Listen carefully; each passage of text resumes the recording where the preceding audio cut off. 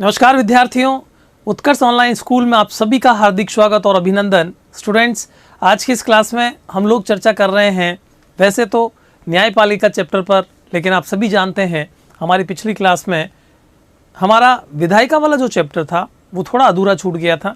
उसमें हमें धन विधेयक पारित होने की जो प्रक्रिया है उस पर चर्चा करनी थी और साथ ही साथ जो जो समितियां होती है उन समितियों के बारे में भी हमें चर्चा करनी बाकी रह गई थी।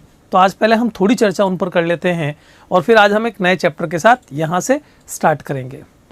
स्टूडेंट्स, एज़ यूजुअल आ चुके हैं क्लास ज्वाइन करने के लिए और आपकी उत्सुकता देखकर मैं महसूस कर सकता हूँ कि आप कितना एंजॉय कर रहे हैं इस क्लास को। काफ़ी स्टूडेंट्स हैं जो कि रेगुलर इस क्लास को प्रॉपर तरीके से देखते हैं और हर एक प्रश्न का उत्तर भी उनके पास में होता है। चलिए स्टूडेंट्स, तो चर्चा शुरू करते हैं धन विधेयक पारित होने की प्रक्रिया पर। देखिए, हमने पिछली क्लास में बात की थी कि धन विधेयक राज्यसभा में नहीं रखा जा सकता, लोकसभा में ही रखा जा सकता है। इसका उल्लेख संविधान के अनुच्छेद 109 में किया गया है। 109 इस बात की व्याख्या करता है कि धन विधेयक केवल और केवल लोकसभा में ही रख सकते हैं, राज्यसभा में नहीं रखा जा सकता। तो शुरुआत हम यहीं से करते हैं सबसे पहले कि अनुच्छेद 109 क्या कहता है। अनुच्छेद 109 कहता है धन विधेयक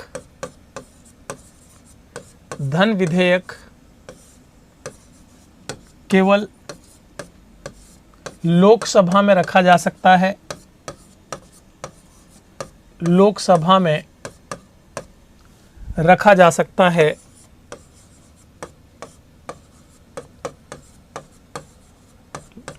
रखा जा सकता है, राज्यसभा में नहीं, राज्यसभा में नहीं।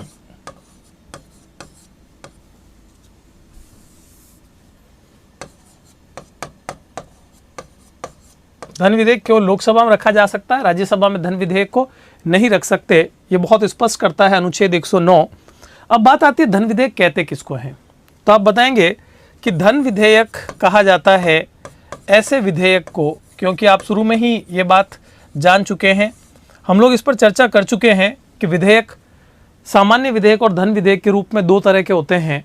सामान्य विधेयक वो जिसमें कि किसी भी प्रकार के धन से संबंधित यानी कि टैक्स से संबंधित, कर से संबंधित कोई भी मामला नहीं हो, वो सामान्य विधेयक कहलाता है।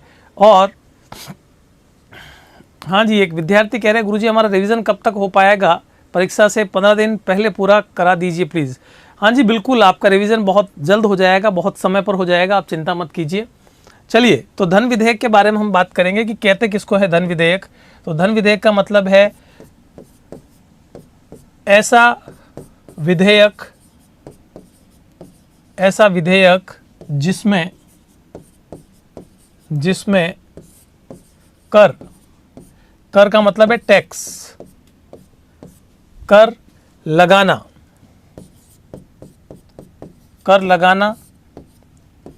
हटाना, बढ़ाना या घटाना शामिल हो। देखिए, जहां पर धन की बात आएगी वो विधेयक धन विधेयक कहलाएगा। सबसे पहले तो आपको धन विधेयक के बारे में ये जान लेना जरूरी है। अब अगर हम धन विधेयक के बारे में जान लेते हैं कि धन विधेयक कहते किसको हैं, जैसा कि बताया जा चुका है कि धन विधेयक केवल लोकसभा में ही रखा जा सकता है। तो इसके बारे में ये प्रक्रिया है कि राज्यसभा इस पर केवल 14 दिन तक विचार विमर्श कर सकती है। ये विशेष बात आपको ध्यान रखनी है कि राज्यसभा धन विधेयक पर केवल कितने दिनों तक? 14 दिनों तक। केवल 14 दिनों तक विचार विमर्श कर सकती है। क्या कर सकती है? विचार विमर्श कर सकती है। बस इतना ही समय उसके पास में है, विचार विमर्श कर सकती है। ज़्यादा से ज़्यादा राज्यसभा अपने धन विधेयक पर जो है वो अपने विचार दे सकती है इसमें किसी भी प्रकार का संशोधन के लिए प्रस्ताव रख सकती है, लेकिन माने या न माने ये लोकसभा की इच्छा पर निर्भर करेगा। यानी कि लोकसभा राज्यसभा के द्वारा अगर धन विधेयक में बदलाव के लिए कोई सुझाव दिए गए हैं, वो सुझाव माने या न माने ये लोकसभा की इच्छा पर निर्भर करेगा। यानी कि फाइनली जो धन विधेयक पारित होता है वो लोकसभा की इच्छा से पारित होता है, उसमें राज्यसभा की कोई विशेष भूमिका नहीं होती। राष्ट्रपति भी एक ही बार में उस पर हस्ताक्षर करने के लिए मजबूर है। राष्ट्रपति भी धन विधेयक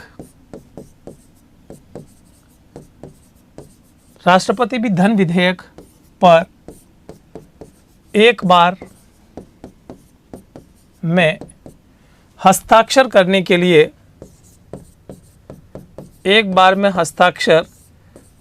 लिए बाध्य है। तो ये बात आपके दिमाग में बिल्कुल क्लियर हो जानी चाहिए कि इसमें मुख्य रूप से जो है किसका रोल है, लोकसभा का है, राज्यसभा का इसमें किसी प्रकार का रोल नहीं है। यहां पर आप एक चीज और कह सकते हैं कि संयुक्त अधिवेशन की इसके लिए कोई व्यवस्था नहीं है। संयुक्त अधिवेशन की कोई या संयुक्त अधिवेशन का कोई प्रावधान नहीं है, कोई प्रावधान हमारे संविधान में नहीं किया गया। संयुक्त अधिवेशन हम सामान्य विधेयक पर देख सकते हैं। सामान्य विधेयक अगर मान लीजिए लोकसभा ने पारित किया है, राज्यसभा ने इनकार कर दिया उसको पारित करने से, राज्यसभा ने पारित किया है, लोकसभा ने मना कर दिया है, ऐसी स्थिति में उस पर जॉइंट मीटिंग बुलाई जा सकती है, संयुक्त अधिवेशन बुलाया जा सकता है। लेकिन अगर वो धन विधेयक है तो उस पर किसी प्रकार का कोई संयुक्त अधिवेशन नहीं बुलाया जा सकता। तो ये आपका धन विधेयक किस प्रकार से पारित होता है उसके संबंध में प्रक्रिया के बारे में आपको बताया था। बाकी सेम वही प्रोसेस चलता है जो सामान्य विधेयक के लिए चलता है। 3 वाचन से लोकसभा में पहले उसे पारित किया जाता है, उसके बाद राज्यसभा के पास जाता है, वो भी 3 वाचन से इसी प्रकार से गुजरती है, वहाँ से भी ये प्रक्रिया होती है। सामान्य विधेयक के समान प्रक्रिया है, कोई फर्क नहीं है। जो फर्क था वो मैंने बता दिया। धन विधेयक केवल लोकसभा में रखा जा सकता है। धन विधेयक है या नहीं है, लोकसभा का अध्यक्ष इसकी घोषणा करेगा। धन विधेयक राज्यसभा केवल 14 दिन तक अपने पास रोक सकती है। राष्ट्रपति उस पर एक ही बार में हस्ताक्षर करने के लिए बाध्य है। और हमारे संविधान में ऐसा कोई प्रावधान नहीं है कि धन विधेयक के लिए जॉइंट मीटिंग या संयुक्त अधिवेशन बुलाया जाए। चलिए, तो अब यहाँ से आगे हम चर्चा करते हैं समितियों की। देखिए, समितियों के प्रकार, सबसे पहले तो आप समितियां समझ लीजिए कहते किसको हैं। समितियां कानून बनाने का काम करती है। समितियां बहुत ही इंपॉर्टेंट भूमिका निभाती है। ये विधि निर्माण का काम करती है। विधि निर्माण प्लस व संसद के अन्य महत्वपूर्ण कार्य ये काम समितियों के द्वारा किया जाता है। 2 प्रकार की समितियां होती है, जैसा कि आप देख सकते हैं, स्थायी समिति, अस्थायी समिति। ये 2 प्रकार की समितियां होती है। अस्थायी समिति का गठन किसी प्रयोजन का मतलब होता है उद्देश्य, विशेष उद्देश्य से किया जाता है। प्रयोजन के समाप्त होते ही समिति को भंग कर दिया जाता है। और अगर आप समिति को प्रयोजन खत्म होते ही समाप्त कर देते हो तो इसका मतलब यह है कि वो अस्थायी है। बनाया एक उद्देश्य के लिए, लेकिन उद्देश्य खत्म हुआ, उसके साथ ही वो समिति भी समाप्त हो गई, उसको अस्थायी समिति कहते हैं। इस प्रकार की समितियों का गठन सदन के अध्यक्ष द्वारा किया जाता है। ये जो समिति बनती है ये किसके द्वारा बनाई जाती है? अध्यक्ष। जैसे कि लोकसभा का अध्यक्ष है तो वो समिति का गठन करेगा, राज्यसभा का सभापति है तो वो समिति का गठन करेगा। यानी कि समितियों का गठन सदन के अध्यक्ष या सभापति के द्वारा किया जाता है। समिति को भंग भी अध्यक्ष के द्वारा ही किया जाता है। भंग भी कौन करता है? अध्यक्ष ही करता है। उसको हम कहते हैं अस्थायी समिति। तो अस्थायी समिति के बारे में आप केवल इतना ध्यान रख सकते हैं, अस्थायी समिति विशेष उद्देश्य के लिए बनाई जाती है। उद्देश्य के समाप्त होते ही अस्थायी समिति को भी भंग कर दिया जाता है। गठन अध्यक्ष के द्वारा किया जाता है और भंग भी अध्यक्ष के द्वारा ही किया जाता है, इसीलिए इसको हम क्या कहते हैं, अस्थायी समिति कहते हैं। स्थायी समितियां कौन कौन सी हैं? प्रमुख समितियों के बारे में आप जानेंगे यहाँ पर। लोक लेखा समिति, इस समिति में संसद के दोनों सदनों से 22 सदस्य लिए जाते हैं। कितने मेंबर्स होते हैं लोक लेखा समिति में? 22 सदस्य होते हैं। 15 सदस्य कहां से आएंगे? 15 सदस्य आएंगे लोकसभा से और 7 सदस्य कहां से आएंगे? राज्यसभा से। लोकसभा चूंकि प्रत्यक्ष निर्वाचित सदन है, लोकसभा एक तरह से शक्तिशाली सदन है, जनता का प्रत्यक्ष प्रतिनिधित्व लोकसभा में होता है। यही कारण है कि लोकसभा की सदस्य संख्या ज़्यादा रखी गई है, और वैसे भी लोकसभा की टोटल सदस्य संख्या भी राज्यसभा की अपेक्षा बहुत ज़्यादा है। 15 सदस्य लोकसभा से, 7 सदस्य राज्यसभा से निर्वाचित होते हैं। राज्यसभा के सदस्य सह सदस्य के रूप में कार्य करते हैं। राज्यसभा के सदस्य, सह सदस्य का मतलब होता है एक हेल्पर की भूमिका निभाते हैं। मुख्य काम लोकसभा के जो 15 सदस्य होते हैं उनका ही होता है। इन्हें मत देने का अधिकार नहीं होता। विशेष बात इनकी देख लीजिए कि जो राज्यसभा के सदस्य हैं उनको मत देने का अधिकार नहीं है, ये वोटिंग में शामिल नहीं होते हैं। इनका चुनाव 1 वर्ष के लिए होता है। इसका अध्यक्ष विरोधी दल का प्रमुख सदस्य होता है। यानी कि जो लोक लेखा समिति बनेगी वो एक तरह से देखी जाए तो सरकार यानी कि कार्यपालिका पर कंट्रोल करने के लिए बन रही है, और यही कारण है कि इसका अध्यक्ष कौन होता है, विपक्ष में से लिया जाता है, सत्तारूढ़ दल से नहीं होता है। वर्तमान समय में अगर हम बात करें लोक लेखा समिति की, तो केंद्र में बीजेपी और उनके गठबंधन यानी कि एनडीए की सरकार है, तो जो लोक लेखा समिति का अध्यक्ष होगा वो एनडीए में से नहीं होकर के विपक्ष में से लिया जाएगा। ये महत्वपूर्ण बात है, आपको ध्यान रखना चाहिए। कार्य क्या है लोक लेखा समिति के? कार्यों में आप बताएंगे, पहला काम है यह भारत के नियंत्रक व महालेखा परीक्षक की रिपोर्ट की जांच करती है। क्या काम है इसका? नियंत्रक एवं महालेखा परीक्षक जो रिपोर्ट देता है, देखिए नियंत्रक एवं महालेखा परीक्षक पूरे सरकारी खर्चों की एक रिपोर्ट बनाता है। सरकार जो खर्च करती है उनकी रिपोर्ट बनाने का काम नियंत्रक एवं महालेखा परीक्षक का है। वो जो रिपोर्ट वो बनाता नहीं है, बल्कि मंत्री अपनी रिपोर्ट जो नियंत्रक एवं महालेखा परीक्षक को सौंपते हैं वो ऑडिटिंग करता है। उसकी ऑडिटिंग करने के बाद में उसकी भी जांच होती है, और वो जांच कहां पर होती है? वो जांच होती है लोक लेखा समिति के द्वारा। लोक लेखा का मतलब क्या है? जनता का जो लेखा जोखा है उसकी जांच करना। जनता के खर्चे को सरकार ने किस प्रकार खर्च किया है, गलत तरीके से तो खर्च नहीं किया है, उसके बारे में लोक लेखा समिति जांच करती है, कि रिपोर्ट की जांच करती है। हाँ रण सिंह, क्या आप प्रश्न पूछ रहे हैं? वापस अपना प्रश्न दोहराइए। आपने शायद लिखा है राष्ट्रपति बाध्य है संविधान संशोधन को पारित करने हेतु। शायद आपने यही पूछा है जहां तक मेरा सवाल है। देखिए, संविधान संशोधन को पारित करने हेतु अगर आपने पूछा है तो संविधान संशोधन के बारे में आप लोगों को बताया जा चुका है कि दोनों सदनों के द्वारा जब वो प्रस्ताव पारित हो जाता है तो राष्ट्रपति के पास जाता जरूर है, लेकिन उस पर भी राष्ट्रपति एक ही बार में हस्ताक्षर करने के लिए बाध्य हैं। मैंने क्या कहा? सामान्य विधेयक को राष्ट्रपति पुनर्विचार के लिए भेज सकते हैं। यह जांच करती है कि सार्वजनिक खर्च संसद में स्वीकृत है अथवा नहीं है। क्या जांच करती है? कि जो सार्वजनिक खर्च किया गया है वो संसद में स्वीकृत है अथवा नहीं है। कहीं बिना संसद की स्वीकृति के तो सार्वजनिक खर्च नहीं कर दिया गया है। मान लीजिए आपने बड़े बड़े बांध बनवाने पर पैसा खर्च किया है, सड़क निर्माण पर पैसा खर्च किया है, शिक्षा या स्वास्थ्य पर पैसा खर्च किया है, लेकिन संसद में आपने अनुमति नहीं ली उसको खर्चा करने की, तो वो गलत होगा। यदि फिजूल खर्ची आदि की ओर ध्यान देती है, ये फिजूल खर्ची आदि की ओर भी ध्यान देती है कि सरकार कहीं फालतू का खर्च तो नहीं कर रही है, क्योंकि पूरे देश का पैसा है। पूरे देश के पैसे पर सरकार का अधिकार नहीं है। सरकार को ये काम दिया गया है कि वो उसको खर्च करे, लेकिन उसकी जांच भी जरूरी है। ये जांच करती है कि उसका गलत ढंग से यूज तो नहीं किया जा रहा है, गलत ढंग से उसको कहीं पर लगाया तो नहीं जा रहा है। यह देखती है कि जो खर्च जिसके माध्यम से हो रहा है वह माध्यम उचित है अथवा नहीं है।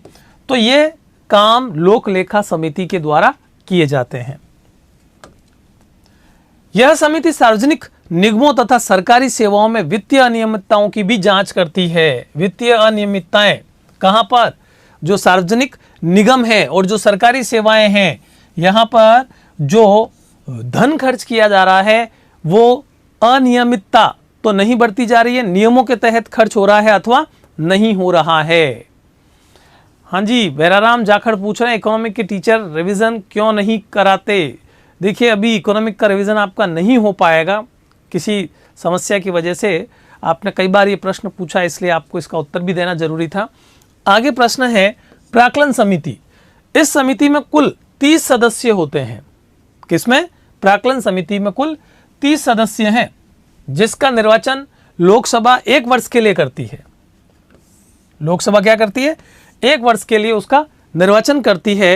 इन्हीं 30 सदस्यों में से कोई एक लोकसभा का अध्यक्ष द्वारा समिति का अध्यक्ष नियुक्त किया जाता है। यानी कि अध्यक्ष कौन होगा, ये लोकसभा का अध्यक्ष तय करेगा। कितने सदस्य होंगे? 30 सदस्य होंगे। तो 30 सदस्यों की जो समिति बनती है प्राक्कलन समिति, वो प्राक्कलन समिति, उस प्राक्कलन समिति का अध्यक्ष लोकसभा अध्यक्ष द्वारा तय किया जाता है। और उसके काम क्या है? काम में आप देख सकते हैं बजट के प्राक्कलन की जांच करती है। बजट का प्राक्कलन क्या होता है? जो बजट सरकार बनाती है उस बजट की पूरी जो रूपरेखा होती है कि हम इस साल ये खर्च करेंगे।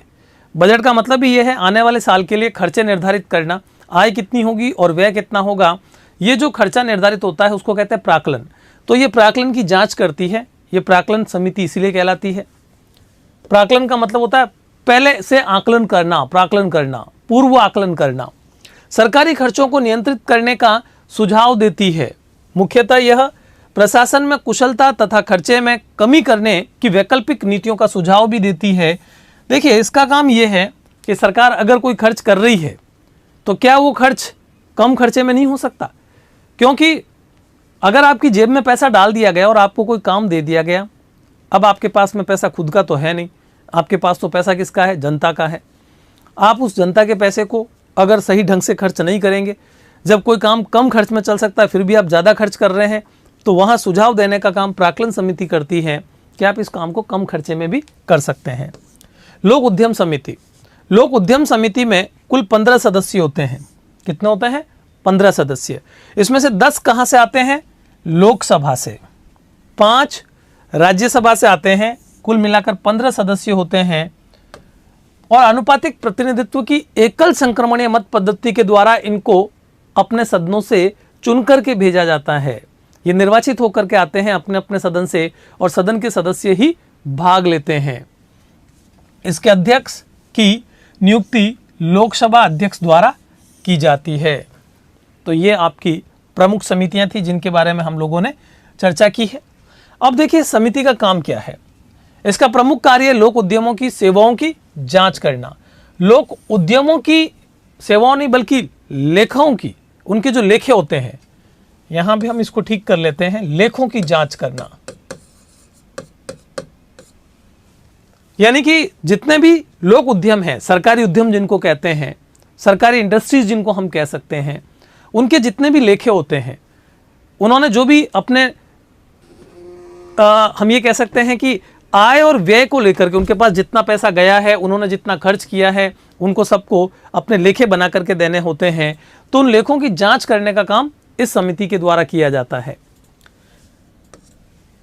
उनके कार्यों और प्रत्येक वित्तीय कार्यों का परीक्षण करना होता है। इसको वित्तीय कार्यों का ये परीक्षण करती है और महालेखा परीक्षक की रिपोर्ट की जांच करती है।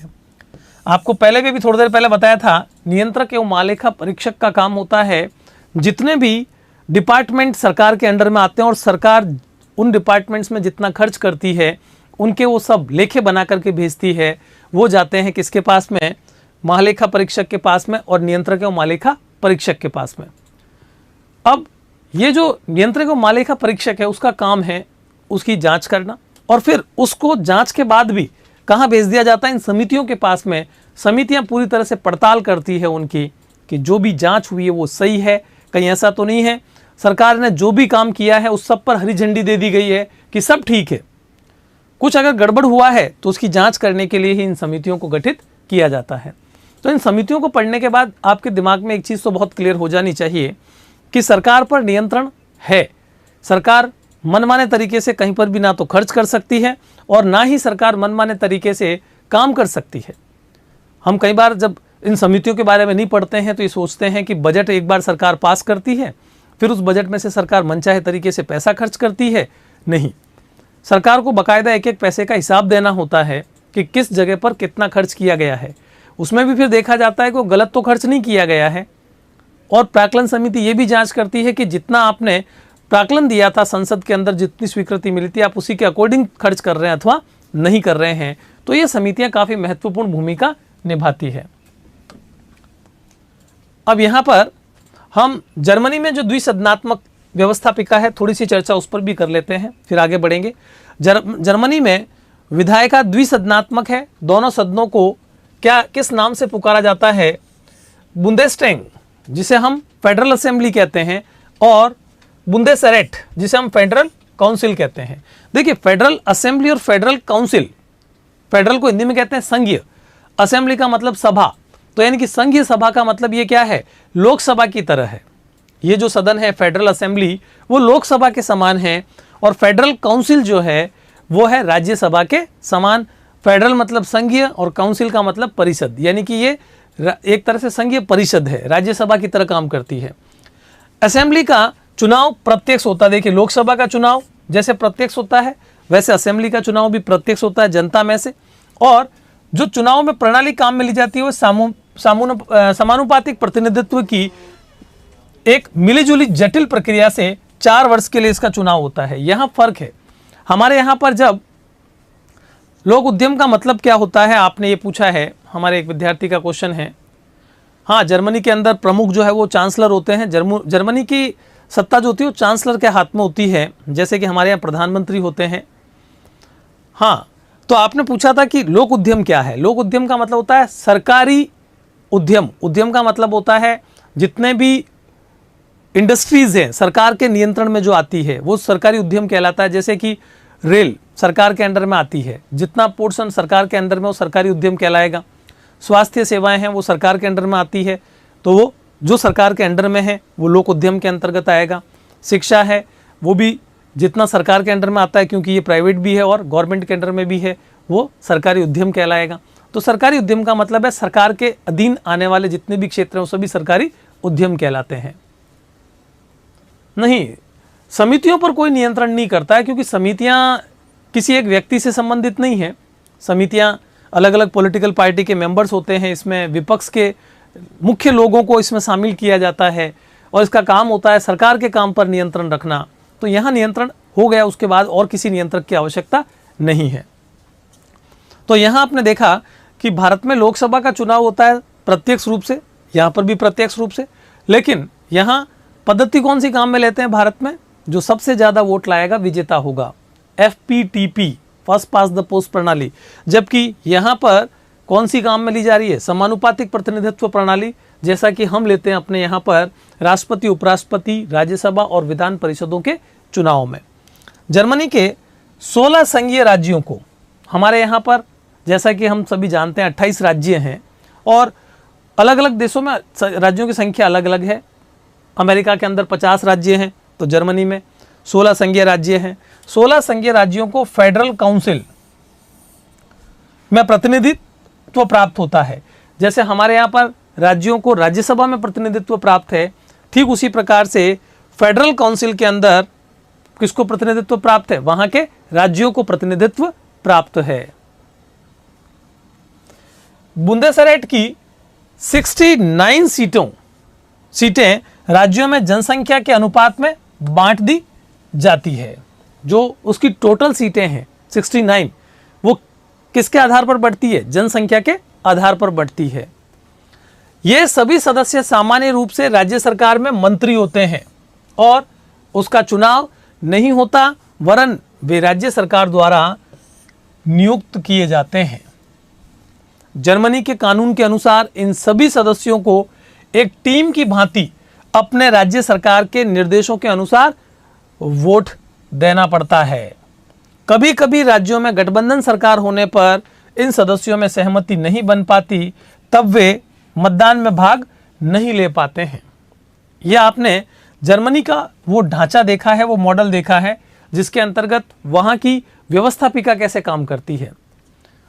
बुंदेसरेट सभी कानूनी प्रस्तावों पर मतदान नहीं करती, लेकिन वे सभी नीतिगत मुद्दे जिन पर संघीय राज्यों को समवर्ती शक्तियां प्राप्त है, हमने भी देखा यहां पर कि हमारे यहां पर केंद्र व राज्यों के बीच में जो शक्तियों का बंटवारा है वो संघ सूची, राज्य सूची और समवर्ती सूची के आधार पर है। तो समवर्ती सूची जो हम बात कर रहे हैं वैसी ही समवर्ती सूची यहां पर भी है, समवर्ती विषय है जहां संघ और राज्यों दोनों को शक्ति दी जाती है। तो नीतिगत मुद्दे जिन पर संघीय राज्यों को समवर्ती शक्तियां प्राप्त है, यानी कि संघ के समान राज्यों को भी शक्तियां प्राप्त है, और जिन विषयों में संघीय निर्देशों को लागू कराने की जिम्मेदारी राज्य सरकारों पर हो, वे सभी मुद्दे बुंदेसरेट द्वारा पारित होने चाहिए।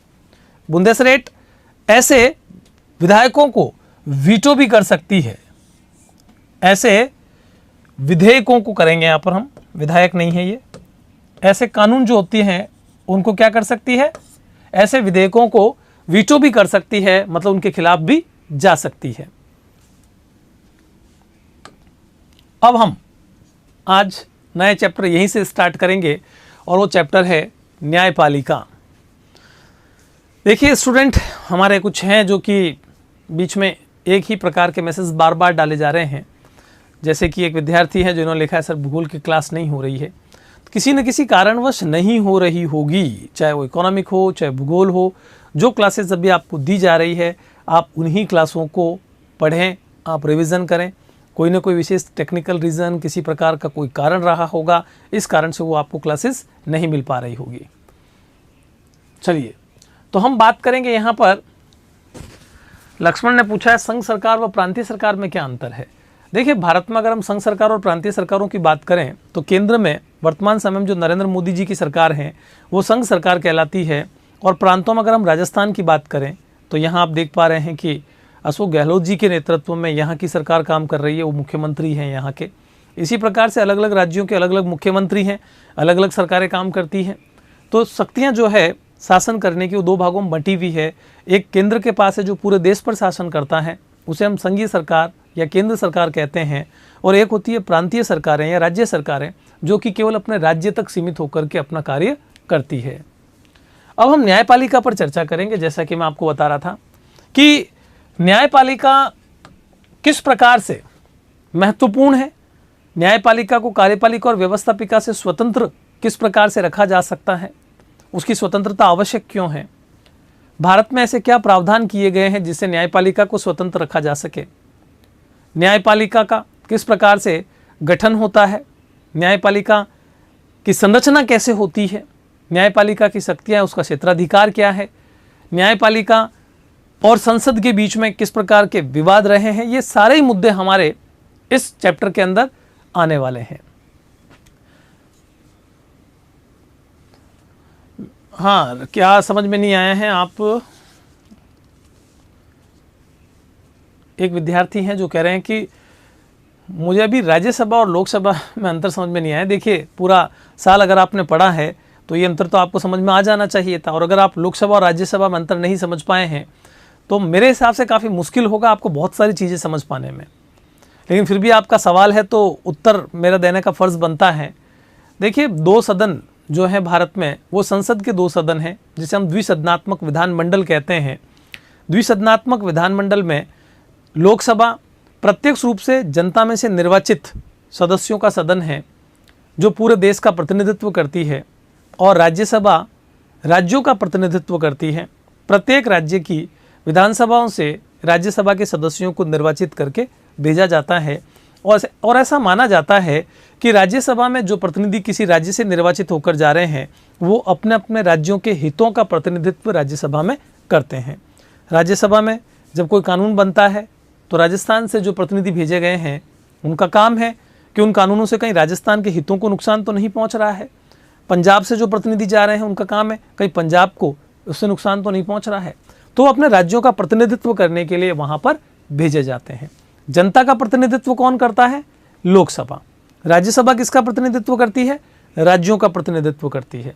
तो ये दो सदन है, लोकसभा और राज्यसभा। हाँ जी, तो सबसे पहले हम यहाँ पर देख लेते हैं स्वतंत्र न्यायपालिका क्यों? हमें न्यायपालिका स्वतंत्र क्यों चाहिए? क्या कारण है न्यायपालिका की स्वतंत्रता के? तो यहाँ पर आप देखेंगे न्यायपालिका की स्वतंत्रता के लिए सबसे पहली बात है कानून के शासन को बनाए रखना। न्यायपालिका का काम क्या है कि वो कानून के शासन को बनाए रखती है। कानून का शासन जिसे हम दूसरे शब्दों में क्या कहते हैं? विधि का शासन। विधि का शासन हमारे संविधान के अंतर्गत बहुत सारी बातें जो लिखी गई है उनको लागू करवाना, और जो संसद कानून बना रही है वो कानून फॉलो किए जा रहे हैं या नहीं किए जा रहे हैं, इस व्यवस्था को बनाए रखने का काम न्यायपालिका का होता है। वैसे तो कानून व्यवस्था को बनाए रखने में पुलिस प्रशासन बहुत महत्वपूर्ण भूमिका निभाता है, और ये देश के गृह मंत्रालय के अधीन आता है। किसके अधीन आता है? गृह मंत्रालय के अधीन आता है, और वो भी किसके? देश के गृह मंत्रालय के अधीन।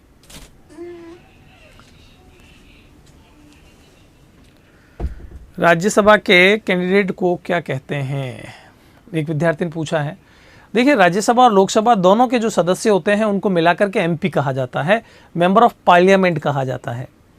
जब अलग अलग करेंगे तो वो लोकसभा सदस्य और राज्यसभा सदस्य कहलाएंगे, लेकिन मिले जुले तौर पर उनको क्या कहा जाता है? सांसद कहा जाता है हिंदी में, और इंग्लिश में कहा जाता है उनको मेंबर ऑफ पार्लियामेंट यानी कि एमपी।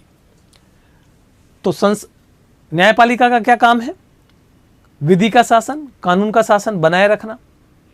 अब मैं जैसा कि आपको बता रहा था कि पुलिस या गृह मंत्रालय के अधीन पुलिस व्यवस्था आती है, वो ये ध्यान रखती है कि राज्य में कानून का शासन उचित तरीके से है या नहीं है। कहीं ऐसा तो नहीं है कि लोग कानून को तोड़ रहे हैं।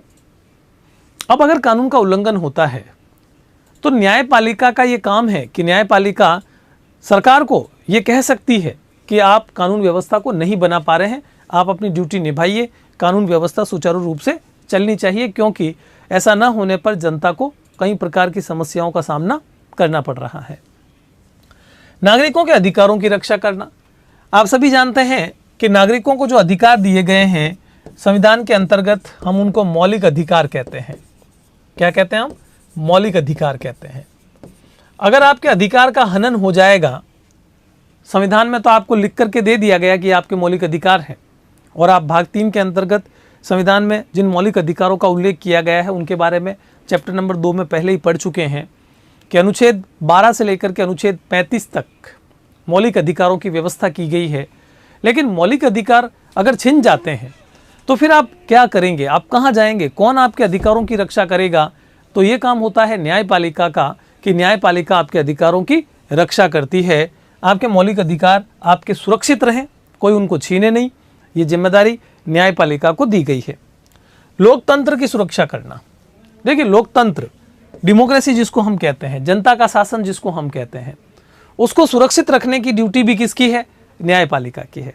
अब लोकतंत्र कैसे सुरक्षित रहेगा? लोकतंत्र सुरक्षित रहने का मतलब है कि प्रति 5 साल में चुनाव हो रहे नहीं हो रहे हैं, प्रति 5 वर्ष में चुनाव, भ्रष्टाचार पर अंकुश, भ्रष्टाचार पर अंकुश, इसी प्रकार से जन भावनाओं का सम्मान, जन भावनाओं का सम्मान, ये वो कुछ चीजें हैं जो लोकतंत्र के लिए जरूरी होती है। लोकतंत्र में अगर प्रति 5 वर्ष के बाद, अगर अलग अलग देशों में ये 5 वर्ष की जगह 4 वर्ष भी हो सकता है, जैसा कि अभी आपने जर्मनी में देखा, हमारे यहाँ पर हम 5 वर्ष में चुनाव करवाते हैं, वो चाहे लोकसभा के हैं और वो चाहे विभिन्न राज्यों की विधानसभाओं के चुनाव हैं। तो प्रति 5 वर्ष में चुनाव होने जरूरी है, नहीं तो लोकतंत्र खतरे में पड़ जाएगा।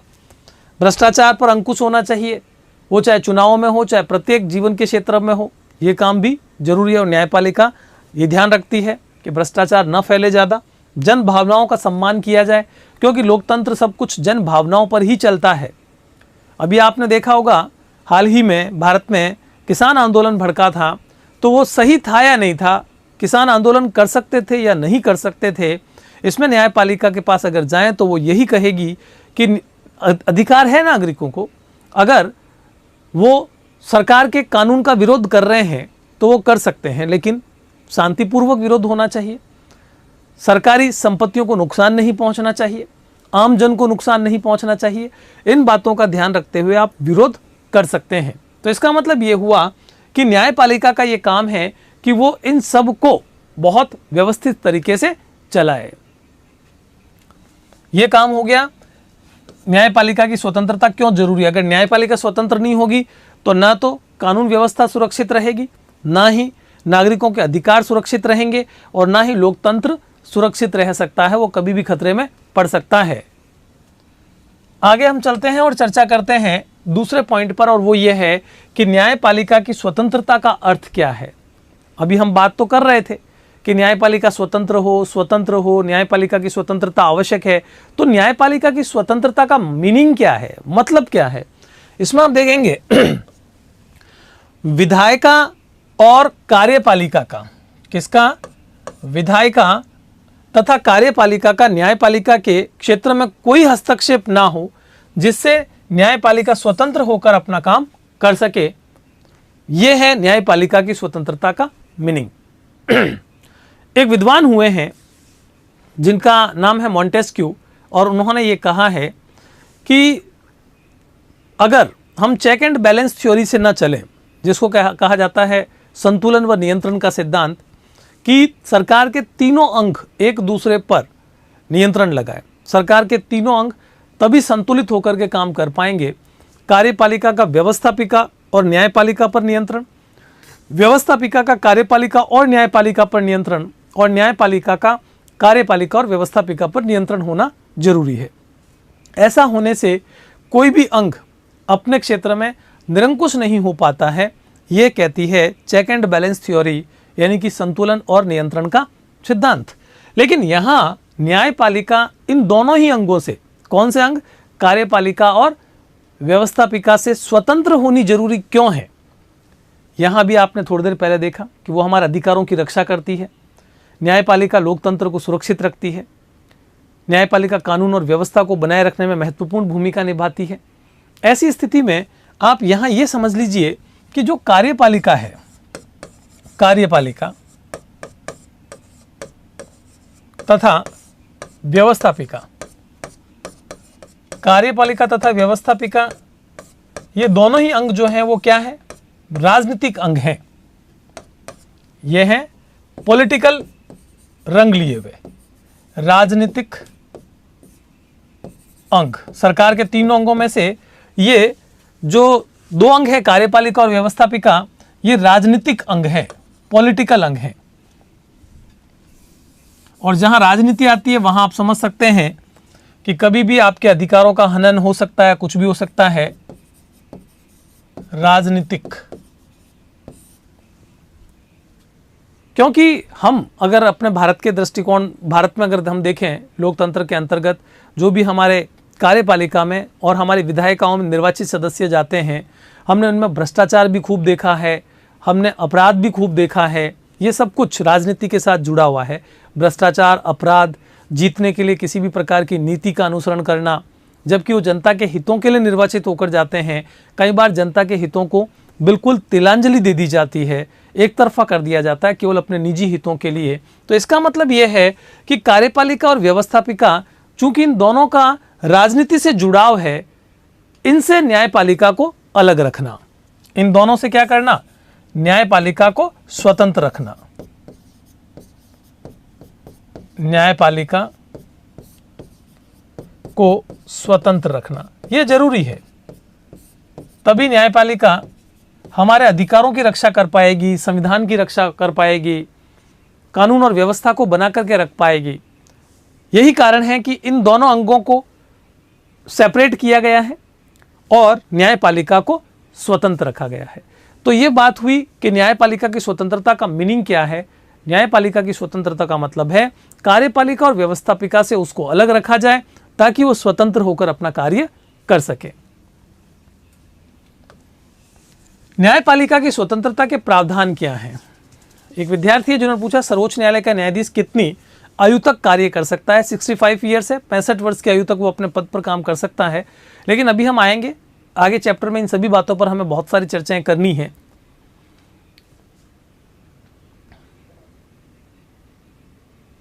बिल्कुल बिल्कुल बिल्कुल। रण सिंह राठौड़ ने 5 पॉइंट बना करके लिख दिए हैं और भेज दिए हैं कि न्यायपालिका की स्वतंत्रता के प्रावधान किया है, तो इन प्रावधानों की हम बात करेंगे। बिल्कुल आपने सही लिखा है। देखिए, न्यायपालिका की स्वतंत्रता के प्रावधानों में सबसे पहला प्रावधान आपके सामने आता है न्यायाधीशों की नियुक्ति। कौन करता है न्यायाधीशों की नियुक्ति? जल्दी से मुझे उत्तर लिख करके बताइए, आप में से कौन बता सकता है न्यायाधीशों की नियुक्ति किसके द्वारा की जाती है? मैं इस पॉइंट को आगे बढ़ाता हूं, लेकिन तब तक देखता हूं कि आप भी उत्तर लिख करके भेजते हैं अथवा नहीं भेजते हैं। तो न्यायाधीशों की नियुक्ति राष्ट्रपति के द्वारा की जाती है। किसके द्वारा की जाती है? राष्ट्रपति के द्वारा की जाती है। नियुक्ति करने के लिए हम न्यायपालिका का मतलब यहां पर क्या कह रहे हैं? सर्वोच्च न्यायालय।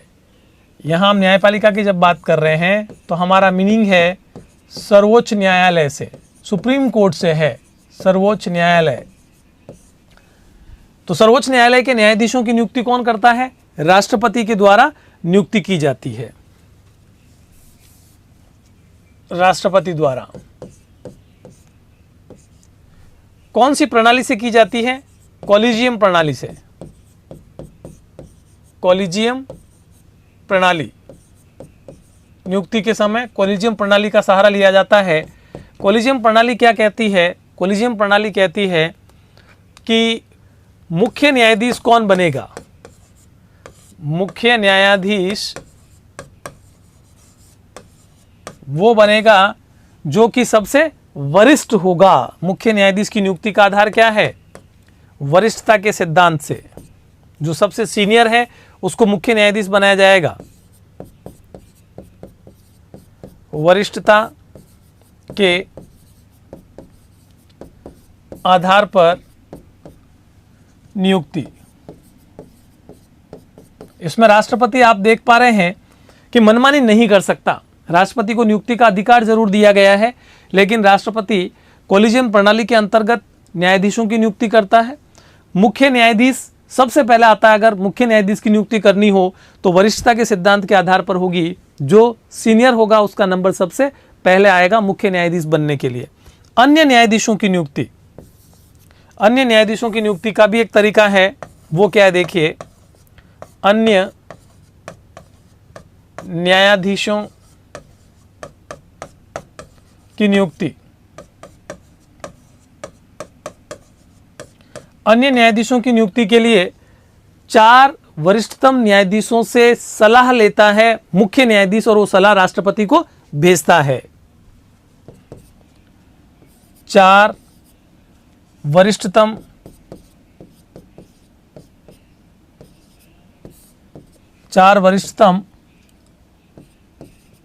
न्यायाधीशों की परामर्श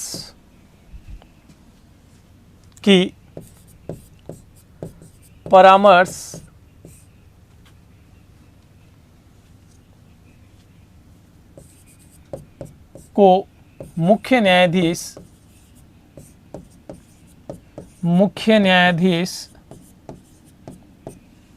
राष्ट्रपति के पास भेजता है।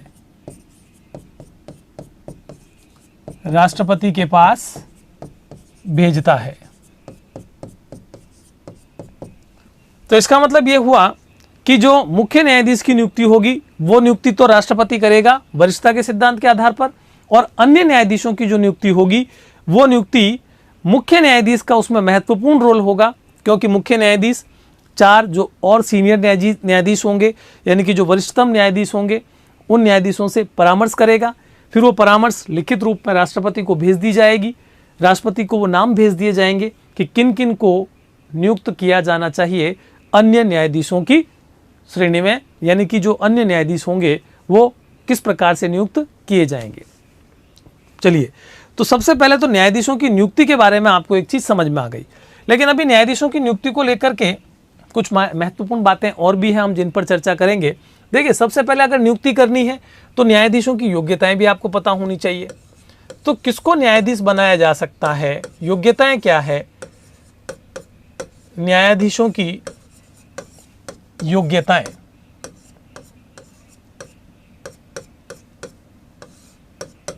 और दूसरा हम यहां पर देखेंगे वर्तमान में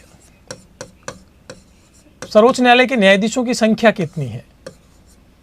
वर्तमान में सर्वोच्च न्यायालय के न्यायाधीशों की संख्या। पहले तो हम बात कर लेते हैं यहां पर न्यायाधीशों की योग्यताएं। हाँ, चंद्रवीर सिंह ने लिखा है मुख्य न्यायाधीश की सलाह से राष्ट्रपति के द्वारा की जाती है। बिल्कुल ठीक है आप। रण सिंह राठौड़ ने लिखा है न्यायाधीश बाध्य नहीं है राष्ट्रपति की सलाह मानने हेतु। देखिए यहां पर राष्ट्रपति की सलाह मानने हेतु न्यायाधीश बाध्य नहीं है, अगर हम ये कहें तो यहां पूरी तरह से आप ठीक नहीं है, क्योंकि ये काम है न्यायाधीशों को अपनी तरफ से परामर्श देने का, फिर उस पर फाइनल डिसीजन राष्ट्रपति को लेना है कि राष्ट्रपति उन्हीं के आधार पर नियुक्त करे या उसमें भी वो किसी प्रकार का बदलाव करे। और राष्ट्रपति भी शक्ति का प्रयोग अपने मन से नहीं करता, बल्कि मंत्रिमंडल जो होता है, प्रधानमंत्री और मंत्रिमंडल, ये राष्ट्रपति को सजेस्ट करते हैं। राष्ट्रपति का काम तो केवल उस पर हस्ताक्षर करने का ही होता है। राष्ट्रपति इतनी ज़्यादा वास्तविक शक्तियों का प्रयोग नहीं कर पाता है, क्योंकि हमने पहले ही पढ़ रखा है राष्ट्रपति एक संवैधानिक प्रधान की भूमिका निभाता है, वास्तविक शक्तियों का प्रयोग मंत्रिमंडल के द्वारा किया जाता है। तो यहाँ पर ऐसा हुआ भी है, हम आगे चल कर के अभी चर्चा भी करेंगे। और आपको जब पहले पढ़ाया गया तो उसमें भी बताया गया था कि 1973 में ऐसा हो भी चुका है, जबकि एन रे को बना दिया गया था, सीनियरिटी का सिद्धांत हटा दिया गया था। उसके बाद में भी हुआ था जब एच.एम. बेग को बना दिया गया था। तो ये कुछ एग्जाम्पल ऐसे हैं जबकि वरिष्ठता के सिद्धांत को भी छोड़ दिया गया था और राष्ट्रपति ने उनको एक साइड करते हुए न्यायाधीशों की नियुक्ति कर दी थी। लेकिन यहाँ पर अगर हम बात करें वर्तमान समय में, तो हाल फिलहाल के अभी जो पहले हम पढ़ रहे हैं वो तो क्या पढ़ रहे हैं, न्यायाधीशों की योग्यताएं क्या है। हमारे एक विद्यार्थी ने तो शायद उत्तर लिख करके भेजा है कि वर्तमान समय में न्यायाधीशों की संख्या 2019 तक जो बता रहे हैं शायद वो 30+1 थी, और 2019 के बाद बता रहे हैं 31+3 यानी कि 34 मेंबर्स वर्तमान समय में हैं। चलिए, तो न्यायाधीशों की योग्यताओं पर हम बात कर रहे थे। सबसे पहली योग्यता क्या है, वह भारत का नागरिक हो, वह भारत का नागरिक हो। ये पहली योग्यता सबसे इंपॉर्टेंट है, ठीक है। दूसरी योग्यता है वह किसी एक या एक से अधिक, किसी एक या अधिक उच्च न्यायालयों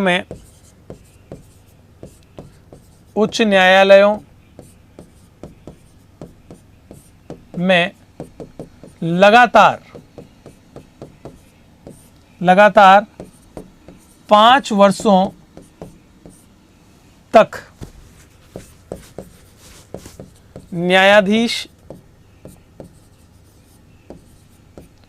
रह चुका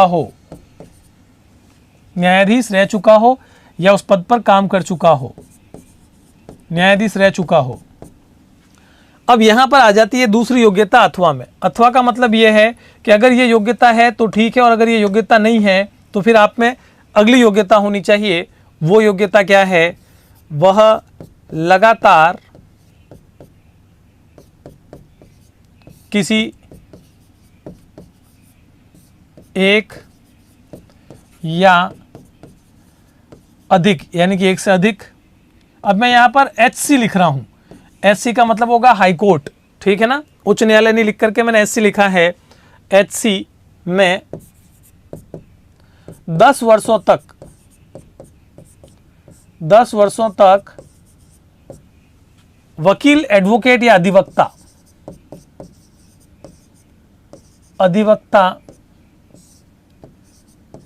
रह चुका हो। ये दूसरी अथवा में जो योग्यता है वो है।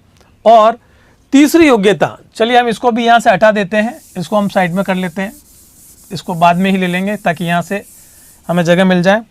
अब अगर ये नहीं है तो फिर उसके बाद में कौन सी अथवा में योग्यता होनी चाहिए, तो अथवा में हमें तीसरी योग्यता जो मिली है वो ये है, वह राष्ट्रपति की नज़र में राष्ट्रपति की नजर में पारंगत विधिवेत्ता, पारंगत विधिवेत्ता हो। अब इन तीनों योग्यताओं को समझ लीजिए। तीनों योग्यताओं का मतलब यह है, पहली योग्यता तो सबसे ज्यादा जरूरी है कि वह भारत का नागरिक हो, वेरी वेरी इंपॉर्टेंट है। दूसरा, वह किसी एक या एक से अधिक उच्च न्यायालयों में लगातार 5 वर्षों तक न्यायाधीश रह चुका हो, यानी कि वहां पर वो एज अ जज, न्यायाधीश के रूप में 5 वर्ष काम कर चुका हो। अब यह एक से और एक या एक से अधिक का मतलब क्या है? एक या एक से अधिक का मतलब यह है कि मान लीजिए 2 साल उसने राजस्थान हाई कोर्ट में काम किया, लेकिन 3 साल उसने राजस्थान से बाहर किसी अन्य हाई कोर्ट में, जैसे मान लीजिए पंजाब है या गुजरात है या महाराष्ट्र है या और किसी राज्य के हाई कोर्ट में काम किया है, तो ये दोनों टाइम पीरियड मिल जाएंगे। 3 + 2 = 5 साल लगातार, बीच में ब्रेक नहीं होना चाहिए। दूसरी योग्यता। तीसरी योग्यता अथवा में है, यानी कि अगर ये नहीं है तो ये योग्यता होनी चाहिए उसके पास में कि वो लगातार 10 वर्षों तक, 10 ईयर्स तक एडवोकेट, वकील या अधिवक्ता जिसे हम कहते हैं, उस पद पर काम कर चुका हो। कहां पर? एचसी में, मतलब हाई कोर्ट में। और वो भी एक या एक से अधिक का मतलब यही है, 2 साल किसी एक जगह एडवोकेट के रूप में काम किया है, 3 साल किसी एक जगह किया है, 5 साल किसी एक जगह किया है, लेकिन सब जब जुड़ जाते हैं तो मिलकर के कितने हो जाते हैं? मिलकर हो जाते हैं फिर वो 10 साल, लगातार 10 साल होने चाहिए।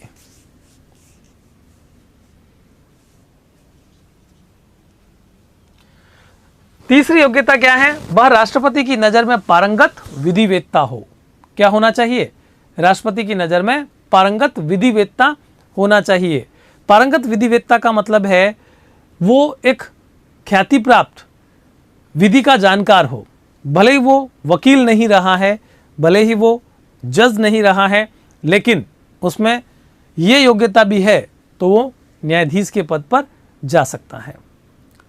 अब हम बात कर रहे थे कि वर्तमान समय में जो न्यायाधीशों की संख्या है सर्वोच्च न्यायालय की, वो कितनी है। देखिए, वर्तमान में न्यायाधीशों की संख्या, वर्तमान में न्यायाधीशों की संख्या, सबसे पहली बात तो यह है कि संख्या हमेशा एक जैसी नहीं रही है। जब से सर्वोच्च न्यायालय अस्तित्व में आया है तब से लेकर के उसकी संख्या में बदलाव होते गए हैं। संख्या कितनी होगी डिपेंड करता है न्यायपालिका पर काम का बोझ कितना है। जितना ज़्यादा काम का बोझ होगा संख्या उतनी ही बढ़ती चली जाएगी। हम अगर बात करें 2019 तक की, 2019 तक की, तो उस समय तक न्यायाधीशों की संख्या कितनी थी? उस समय तक न्यायाधीशों की संख्या थी, उस समय न्यायाधीशों की संख्या थी 31, यानी कि 30 + 1। यहां 1 का मतलब है मुख्य न्यायाधीश, 1 है वह अन्य है 30, या 1 + 30 कर लीजिए। यहां 1 का मतलब है मुख्य न्यायाधीश।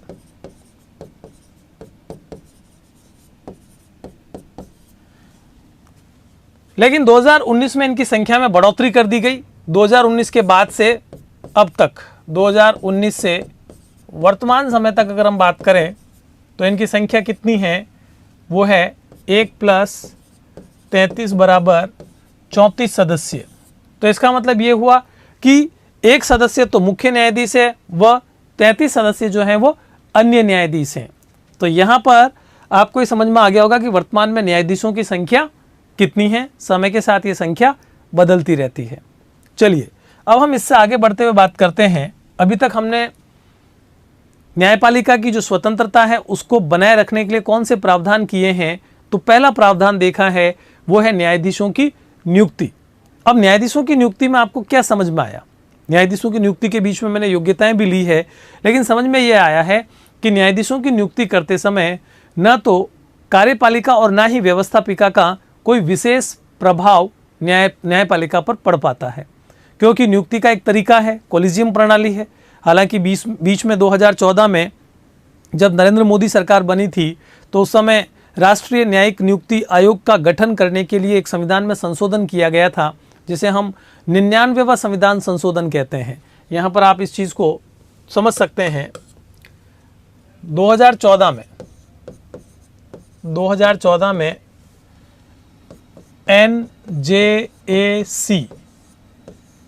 एनजेक कह लीजिए, नेशनल जुडिशियल अपॉइंटमेंट्स कमीशन, यानी कि राष्ट्रीय न्यायिक नियुक्ति आयोग, राष्ट्रीय न्यायिक नियुक्ति आयोग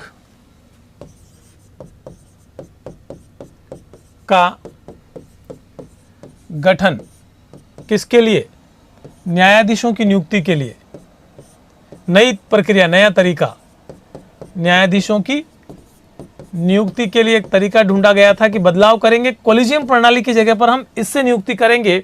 ये नया तरीका 2014 में जब नरेंद्र मोदी सरकार आई थी उस समय उनके द्वारा किया गया था, और इसके लिए 99वां संशोधन किया गया था, संविधान में बदलाव किया गया था। 99वां संविधान संशोधन करके ऐसा किया गया था, लेकिन 2015 में खुद सुप्रीम कोर्ट ने इसे असंवैधानिक घोषित कर दिया। 2015 में सर्वोच्च न्यायालय ने इस संशोधन को अवैध घोषित कर दिया, अवैध घोषित कर दिया। इसका मतलब यह है कि सर्वोच्च न्यायालय ने मान लिया कि ये जो न्यायिक नियुक्ति का तरीका है ये गलत है। नियुक्ति किस तरह से होगी? नियुक्ति कॉलेजियम प्रणाली से ही होगी। नियुक्ति का आधार क्या रहेगा? कॉलेजियम प्रणाली, जो पहले से चली आ रही थी। नियुक्ति कॉलेजियम प्रणाली से ही होगी, जो वर्तमान समय में भी चल रही है।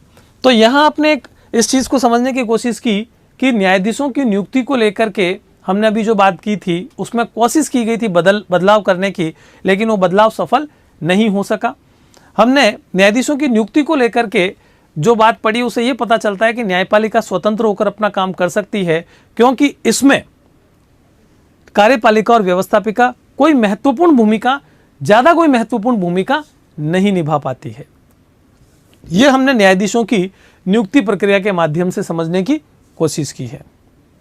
दूसरा हम ये कह सकते हैं कि न्यायाधीशों का जो कार्यकाल है वो कार्यकाल भी ऐसा है जिसमें कि चाहकर के भी विधायिका और कार्यपालिका कोई विशेष प्रभाव नहीं डाल सकती। लेकिन आज का चूंकि अब समय समाप्त हो रहा है तो हम उस पर ज़्यादा चर्चा नहीं कर पाएंगे। हम इसको कल यहीं से आगे बढ़ाएंगे कि न्यायाधीशों को हटाने के लिए जो प्रक्रिया है वो एक लंबी प्रक्रिया, एक जटिल प्रक्रिया है। महाभियोग प्रक्रिया की तरह उसे भी चलाया जाता है। न्यायाधीशों को हटाने के लिए इस जटिल प्रक्रिया के कारण न्यायाधीश स्वतंत्र होकर काम कर सकते हैं, उन्हें कार्यपालिका और व्यवस्थापिका के दबाव में आने की आवश्यकता नहीं है। और भी है, वित्तीय नियंत्रण भी नहीं है किसी प्रकार का। तो इन सभी बातों पर हम कल चर्चा करेंगे और कल ही हम न्यायपालिका के क्षेत्राधिकार की भी बात करेंगे और न्यायपालिका वर्सेस संसद जो युद्ध चला है, जो तनाव चला, हम उसकी भी बात उसमें करेंगे।